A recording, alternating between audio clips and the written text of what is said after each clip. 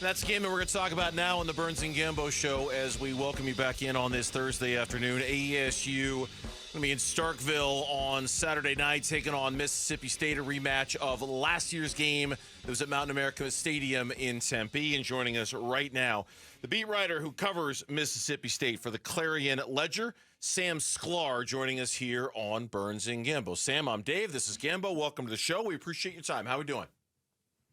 Good. Thanks for having me. Excited for this weekend. Should be a pretty fun and just interesting matchup, I think, for sure. Now, Sam, how hard would it be for any of us to get a reservation at that Buffalo Wild Wings on Spring Street? Well, maybe not too bad. There's definitely some good restaurants elsewhere that some good local places, but I think the B-Dubs would let you in. It's good. It's good. Good to know I could get into that Buffalo Wild Wings before the game. We're having some fun with it. I saw your story, really enjoyed it, reached out to you to get you on today. Just your thoughts on Kenny Dillingham talking about the restaurant situation, talking about, the hotels and the casinos and having to stay an hour and a half away. What, you've been covering the team for a while. You know the visiting teams that come in. What was your thoughts to what Coach Dillingham said? Yeah, definitely interesting. I think it's kind of blown way out of, proportion than I thought it would when I first saw it. I think that Kenny Dillingham probably just didn't really know what he was talking about because, yes, there are plenty of hotels here. Starkville's not in the middle of nowhere. And, yes, it's a smaller town compared to Tuscaloosa or some of the other SEC cities, maybe Knoxville and places like that. But I think the thing that some people don't understand is, this isn't a unique thing to Starkville. There are a lot of other college towns where it's very common where the visiting team will stay, maybe an hour or so away. It just depends on so many factors. Obviously, hotel availability is one of them, but also just, budget and the time of the game and where that visiting team is maybe coming from. And so it's, it was just kind of funny. There are no casinos here in Starkville. So I think he maybe just got confused with something else. And a lot of Mississippi fans, not even just Mississippi State, but even Ole Miss fans kind of took offense to it. Like, hey, what are you talking about, man? So, I think I don't think Kenny Dillingham, and I saw that he made some comments today and said that, he didn't intend to take any shot at Mississippi State or Starkville or anything like that. It was kind of just a unclear response, I guess, to the question. Yeah. For as much of a struggle as it's been for Mississippi State in the last couple of years, describe, if you can, how challenging a Saturday night road game can be for any team going into any SEC city. How different is it compared to, another stop you might make on a September evening on a Saturday night? Yeah, I think that the atmosphere at Davis Wade Stadium, especially when the team is good or decent, can be, one of the better ones in the SEC, mostly just because of the Cowbells, honestly, because of just how unique that scenario and situation is. And I can tell you it is very, very loud, especially when the stadium is packed. And, last season the team was just so awful that you didn't really have that much and that many fans really staying around, past halftime because many of the games were already decided in the second quarter. And so I think that Arizona State is walking into a pretty big or a raucous environment. I know Mississippi State's doing like a blackout thing and, they're wearing these new black jerseys. They put in $9 million worth of renovations to the stadium in the last year.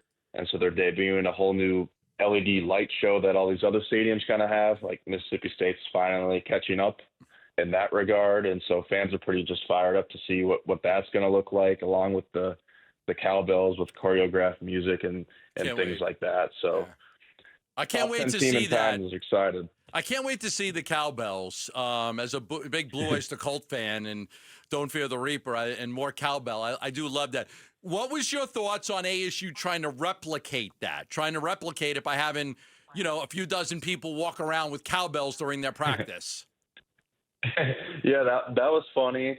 Also something that I thought blew up way more than I thought it would, because I do know there are some other teams that do that.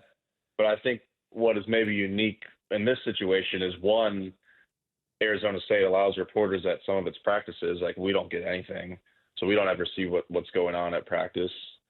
And two, people made fun of the tiny little cowbells that they were ringing. I know some people are like, how are they only ringing 3 of them? But I saw multiple videos that there were multiple people with the cowbells. And I saw Kenny Dillingham said today that there were 75 of them that they bought. But yeah, they didn't seem like the correct ones. They were a little bit smaller than the ones you see here at Starkville. So maybe not as loud as the bigger ones here. All right, here's my big question to you. Mississippi State's 1-15 in the SEC the last 2 years, haven't been able to break through in the toughest conference in football. Last year, ASU was blowing them out before Mississippi State made a miraculous run, 20 straight unanswered, and then Cam Scatterbo kind of took over the game at the end and didn't let them get the ball back. Why would you say this could be a dangerous game for Arizona State? I think really the unknowns of Mississippi State, like even us as beat writers who are with the team, we don't even really know, or fans don't even really know how much improved Mississippi State is. And that's also just kind of banking on the fact that it can't really get much worse than it was last year because of how bad the team was. And I think my eyes are really just going to be on the defense, because Mississippi State's defense was by far the worst in the SEC last year, allowed about 35 points per game. And they looked pretty well, or played pretty well rather, in week 1 against Southern Miss on the road. Basically pitched a shutout in the second half besides a touchdown with 20 seconds left in the game. And so if Mississippi State's defense is even just average in the SEC, which is kind of what a lot of people have been saying, that it is a team that maybe can surprise people because Blake Shapen's healthy, and then Jeff Levy is just kind of an offensive mastermind, and you can trust that he'll be able to figure it out on that end. Sam Sklar is our guest here on the Burns Gambo show. Last one for me, and I want to ask you about those two in particular. Coach Kenny Dillingham has talked about how fast Mississippi State wants to play. How does another year of the head coach quarterback combo, do you think, allow them to play at the pace they want to play at Mississippi State?